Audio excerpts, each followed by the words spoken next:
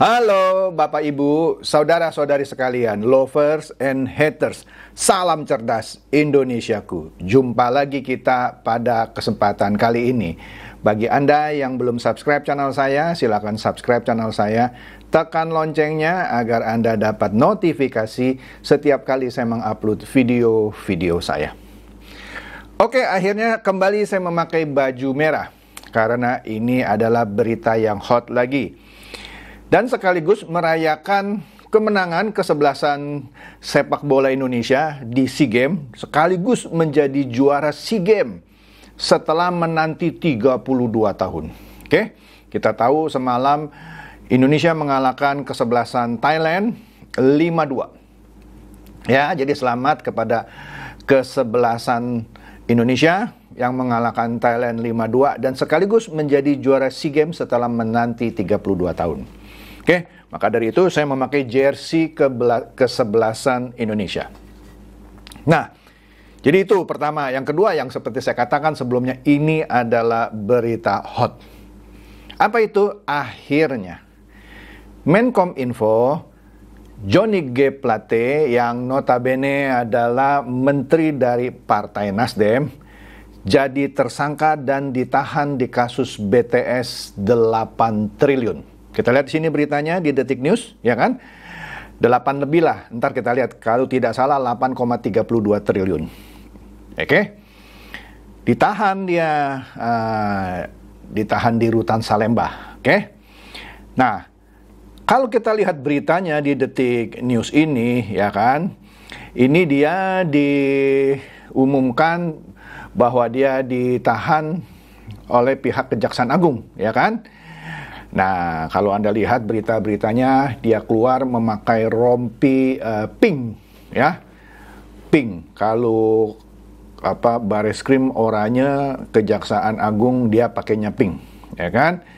Nah, di sini beritanya juga bilang bahwa kasus korupsi ini katanya ya terkait proyek penyediaan infrastruktur BTS. BTS itu antenanya inilah. Telekomunikasi seluler ya, yang 4G ya. Nah, di sini apa ini ya, yang berlangsung dari tahun 2020 sampai tahun 2022 ya, merugikan negara sekitar 8 triliun, tepatnya kira-kira 8,32 8 triliun sekian lah gitu ya. Nah, kalau kita bilang 8 triliun aja. Nah, itu yang diungkapkan oleh Kepala BPKP Muhammad Yusuf Ateh ya. Dari hasil perhitungan mereka, jumlah kerugian keuangan negara yaitu tadi ya, sebut saja 8 triliun ya biar mudahnya, dan sudah diserahkan kepada Kejaksaan Agung hasil perhitungannya itu ya. Nah, oleh karena itu berdasarkan semua yang sudah dilakukan dan bukti-bukti yang diperoleh gitu ya. Nah, maka kerugian itu menyebabkan selain Johnny G. Plate ditahan dan ditetapkan sebagai tersangka, juga ada 5 orang lain lagi, yaitu AAL selaku Direktur Utama Bakti Kementerian Komunikasi dan Informatika, kemudian GMS selaku Direktur Utama PT Mora Telematika Indonesia. 3. YS selaku tenaga ahli Human Development Universitas Indonesia loh tahun 2020. Kemudian MA selaku Account Director dari Integrated Account Department PT Huawei Tech Investment. Yang kelima, IH selaku Komisaris PT Solitech Media Sinergi. Jadi bukan hanya Pak Johnny G. Plate saja, ada 5 lagi ya. Nah, kalau kita lihat juga di Kompas di sini ya, katanya yang dikorupsi itu adalah proyek BTS 4G yang diduga ya tadi dikorupsi oleh Menkominfo. Dikorupsinya gimana ya nggak dijelaskan lah ya. Nah, katanya BTS itu dibutuhkan oleh masyarakat terpencil ya. Nah, 8 triliun coy. Wih, ya. Nah, itu diungkapkan oleh Kepala Pusat Penerangan Hukum Kejaksaan Agung, Kapuspenkum Kejagung, yaitu Pak Ketut Sumedana. Ya. Nah, ya kira-kira bahwa dikatakan bahwa pemerintah itu sebenarnya memasukkan pengerjaan pengadaan BTS itu sebagai program strategis karena untuk menunjang infrastruktur jaringan internet di wilayah perbatasan, ya daerah terpencil lah ya. Nah, diketahui kata di sini Menkominfo Johnny G. Plate yang saya sebutkan tadi dari Partai Nasdem. Nah, ini menarik nanti kita lihat ya. Jadi jangan di-skip nih beritanya nih ya sampai akhir. Nah, kita lihat juga nih apakah Nasdem bubar. Makanya bukan hanya korupsinya, nanti kita lihat ya. Nah, di sini menariknya lagi ya, menurut Kejagung ya, bahwa pihak Kejagung ini akan terus mengembangkan kasus ini sehingga bisa ditelusuri tuntas sampai ke akar-akarnya. Jadi ini sepertinya masih belum selesai nih. Itu pun sudah memakan korban seorang menteri gitu ya. Nah, aduh, tragis juga ya kalau kita lihat berita seperti ini. Nah, dari Kompas juga dikatakan bahwa Pak Johnny G. Plate ini yang notabene juga adalah Sekjen Partai Nasdem. Sekjen loh dia. Nah, infonya ketika Nasdem pertama kali mencalonkan 3 nama untuk capres, ada Anies Baswedan, ada Ganjar Pranowo, ada Andika. Pak Andika itu mantan ini ya, mantan Panglima TNI. Nah, katanya Pak Johnny G. Plate ini termasuk faksi yang sebenarnya lebih suka Pak Ganjar Pranowo gitu. Tapi akhirnya ketika partai memutuskan Anies Baswedan, ya dia harus terima gitu ya. Nah, di sini dikatakan juga bahwa Pak Johnny G. Plate ini akan ditahan di Rutan Salemba selama 20 hari ya untuk terus didalami, diperiksa. Ya, penahanan 20 hari nanti kita lihat lagi, bisa diperpanjang lah, itu umum lah gitu ya. Nah, yang tadi, yang 5 tersangka sebelumnya ya juga sudah ditahan, malah duluan yang 5 lah, dan lagi diperpanjang masa penahanannya ya. Tadi kan sudah disebutkan, nah kalau di sini di Kompas disebut namanya komplit nih, AAL itu Anang Ahmad Latif ya, Direktur Utama Bakti Kominfo. Kemudian yang YS itu Yohan Suryanto. Makanya saya kadang-kadang bingung nih. Kadang-kadang disebut inisial, kadang-kadang sampai disebut juga namanya ya. Tapi oke deh, saya kan cuma baca gitu ya. Selaku tenaga ahli Human Development Universitas Indonesia tahun 2020. Ya, kemudian yang GMS itu Galubang Menak selaku Direktur Utama PT Mora Telematika Indonesia. Ya kan? Kemudian ada lagi yang ini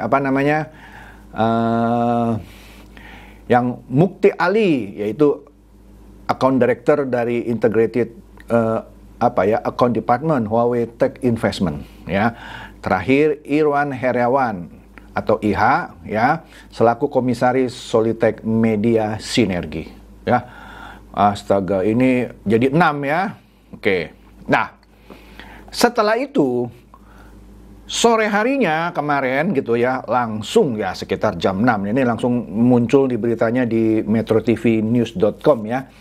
Pak Surya Paloh akhirnya memberikan pers conference menanggapi penetapan Pak Johnny G. Plate sebagai tersangka ya. Di sini dikatakan Pak Surya Paloh minta kader Nasdem tidak mudah diadu domba atas penetapan tersangka Johnny. Nah, di situ disebutkan panjang lebar bahwa dia minta semua kader dari Nasdem itu tetap tenang, ya, tetap tenang, bekerja seperti biasa, tidak mudah terprovokasi, ya, juga tidak tidak mudah terpengaruh dengan berbagai isu yang berkembang soal penetapan Johnny sebagai tersangka, ya, sebab kalau bereaksinya terlalu bagaimana gitu ya, akan berdampak buruk terhadap soliditas Nasdem maupun persatuan dan kesatuan bangsa ya. Nah, intinya Pak Surya Paloh bilang bahwa ada 3 poin nih yang penting ya ketika press conference itu ya, bahwa Pak Surya Paloh menghormati dan mendukung proses hukum yang sedang berjalan sebagaimana mestinya warga negara yang baik. Oke?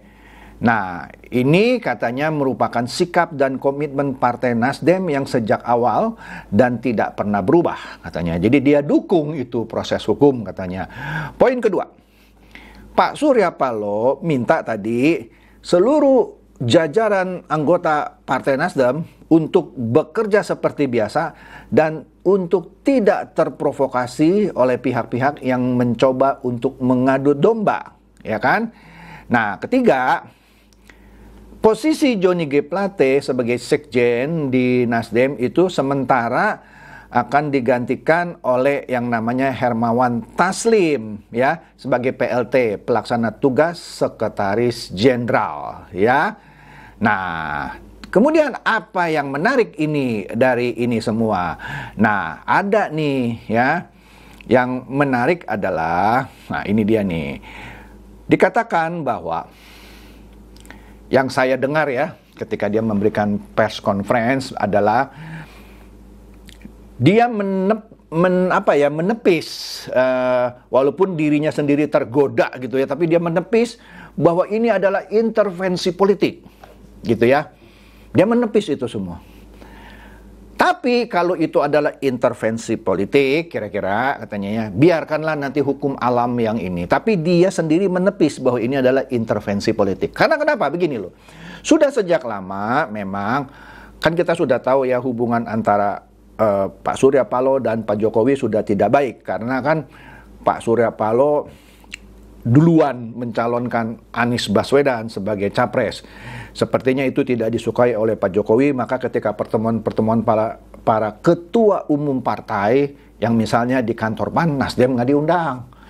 Terakhir, ketika bertemu lagi di Istana Presiden, Nasdem juga tidak diundang. Alasannya ya Nasdem kan sudah punya calon sendiri gitu ya. Nah, ada yang berpendapat Nasdem ini akan digoyang karena dia berani gitu mencalonkan Anies Baswedan. Nah, yang digoyang juga bukan Nasdem, Demokrat. Nah, Anda dengar dah, saya punya video, saya nggak mau ulang lagi gitu ya. Nah, salah satu menggoyang Nasdem itu sudah sejak lama. Bahkan rekan-rekan dari PDIP meminta agar para menteri ini di-reshuffle, maksudnya menteri dari Partai Nasdem.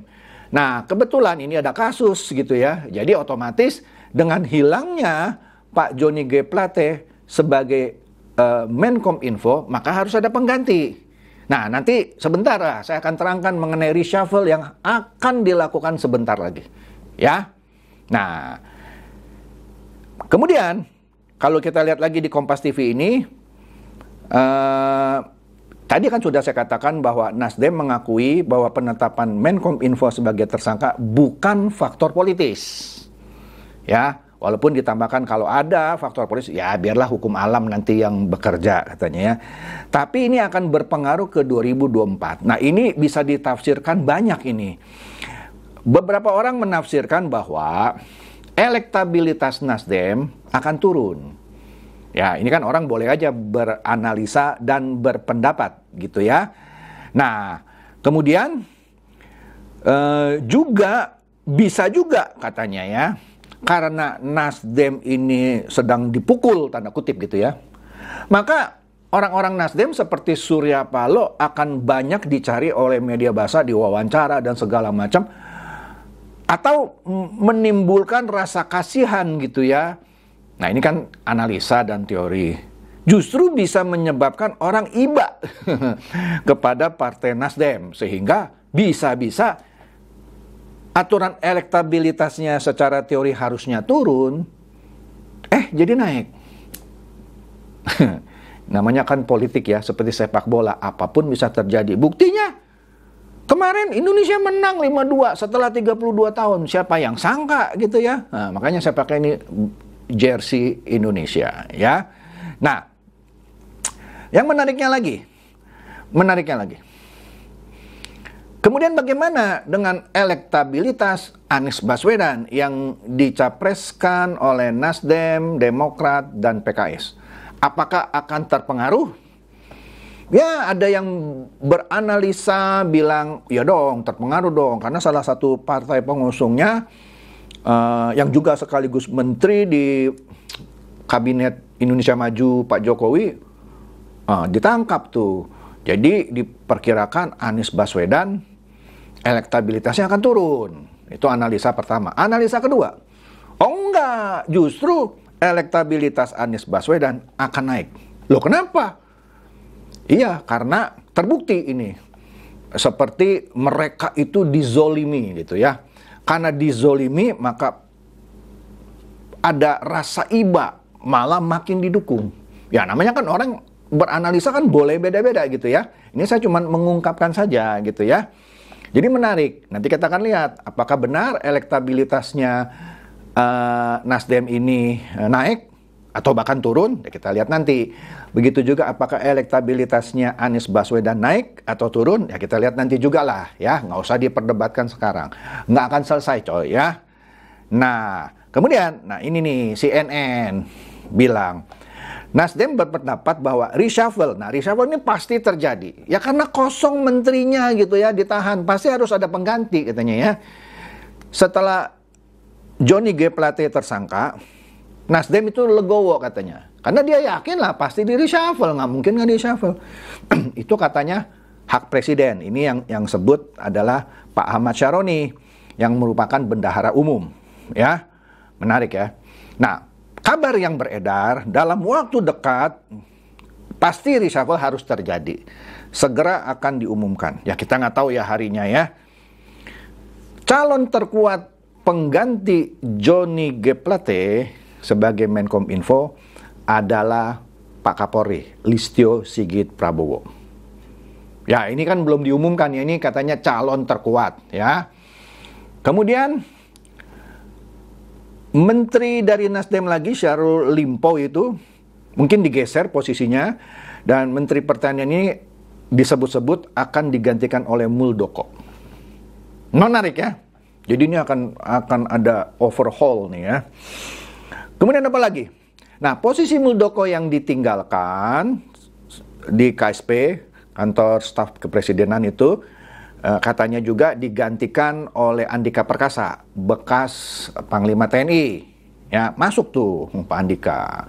Ya, kemudian apa lagi yang menarik dari situ? Ya, Syahrul Limpo yang dari Nasdem juga, ya dia nggak keluar lah, tapi digeser posisinya ke menteri apa gitu ya. Nah, di sini yang menariknya lagi adalah mungkin orang bertanya, kalau posisi Menkominfo akhirnya diganti oleh Pak Listio Sigit, ini promosi apa demosi gitu kan? Ada yang bilang, oh ini demosi. Karena secara ini, meskipun sama-sama pembantu presiden, Kapolri kan bertanggung jawab langsung atau lapor langsung ke presiden kan. Menteri juga lapor langsung ke presiden kan. Kalau dari segi struktur pelaporan sama kepresidenan. Tapi kekuasaan Kapolri itu jauh lebih besar ketimbang seorang Menkominfo. Ya, ini sekali lagi analisa ya, boleh-boleh saja. Jadi kalau sampai Pak Listio jadi Menkominfo, itu katanya demosi. Oke, kita dengerin aja ya. Nah, di sini juga dikatakan bahwa ya ada satu kemungkinan, cuman ini kalau ini saya nggak yakin nih ya. Kalau Syahrul Yassin Limpo yang dari Nasdem juga, dia tetap jadi menteri, cuman posisinya diganti oleh Muldoko, dia dikasih menteri apalah gitu ya. Nah, ini yang ada satu lagi nih yang agak mengganggu pikiran saya, infonya gitu ya, bahwa Ibu Sri Mulyani juga kemungkinan akan diganti oleh Khatib Basri. Nah, kita lihat lah ya, apakah ini benar infonya, karena kan katanya, oh Ibu Sri Mulyani kan di Departemen Perpajakannya, bea cukainya, itu kan sering ada masalah bla bla bla gitu ya. Nah, itu katanya, oleh karena itu calon terkuat yang penggantinya Khatib Basri. Oke. Nah, itu sekilas mengenai kemungkinan reshuffle yang pasti terjadi. Cuman nama-namanya tadi kita lihat saja ya. Apakah benar, apakah itu cuman info bagaimana lah gitu ya. Nah, kita lihat nih ya. Nah, ini ada meme nih kemarin. Ini memnya nyelekit banget nih ya. Ternyata di September 2015 Pak Surya Paloh pernah berjanji, Anda carilah di internet ya, dia akan membubarkan Nasdem bila kadernya tersangkut kasus korupsi. Nah, sekarang Pak Joni Plate tersangkut kasus korupsi kan, walaupun harus dibuktikan melalui pengadilan nih. Ya, saya nggak tahu ya seberapa cepat pengadilan itu usai dan diputuskan. Nah, biasanya ada banding lah, ada kasasi, ada PK gitu ya. Tapi kalau akhirnya resmi gitu ya, terbukti meskipun dia sudah banding, dia sudah kasasi, sudah PK gitu ya. Artinya secara hukum kan Pak Joni G. Plate tersangkut kasus korupsi dong. Nah, pertanyaannya, benar nggak nih Nasdem akan dibubarkan? Nah, ini makanya nih meme-nya ini lucu ya. Bubarkan Nasdem, tagih janji Paloh. Nah, di sini menarik. Ya, saya nggak tahu sih ya. Ini biarkan saja gitu. Tapi ini jadi sesuatu yang agak miris juga ya. Kalau Pak Surya Paloh dulu sudah berjanji, ternyata benar, terbukti dan tak terbantahkan setelah melalui proses pengadilan bahwa Joni G. Plate itu tersangkut korupsi. Apakah Pak Surya Paloh benar-benar menjalankan janjinya? Nah, ini menarik nih. Karena kalau akhirnya Joni G. Plate benar-benar terbukti ya, sekarang kan masih harus dibuktikan kan ya. Kan namanya proses hukum. Itu harus sampai ketuk palu yang terakhir. Dalam hal ini kalau dia lanjut terus sampai PK lah ya. Nah, kalau sampai PK ternyata, misalnya ya, kalau ditempuh terus sampai PK, terbukti Pak Joni G. Plate melakukan korupsi, apakah benar Pak Surya Paloh akan membubarkan Nasdem? Kalau benar, waduh, bubar itu Koalisi Indonesia Perubahan. Oke? Nah, ini nggak tahu ya apakah ini akan menjadi sesuatu isu yang hot lagi nanti ya. Setelah benar-benar Pak Joni G. Plate resmi dinyatakan benar-benar korupsi. Kan sampai sekarang kan masih harus dibuktikan ya di pengadilan. Dan pastinya Nasdem juga menyediakan bantuan hukum lah buat Joni G. Plate. Oke?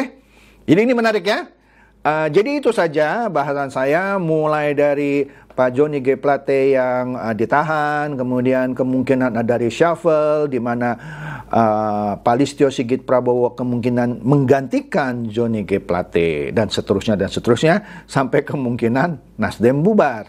Oke? Semoga ini mencerdaskan dan mencerahkan Anda semua. Silakan share video saya ini kepada teman-teman, sahabat atau kerabat supaya mereka tambah cerdas dan tercerahkan.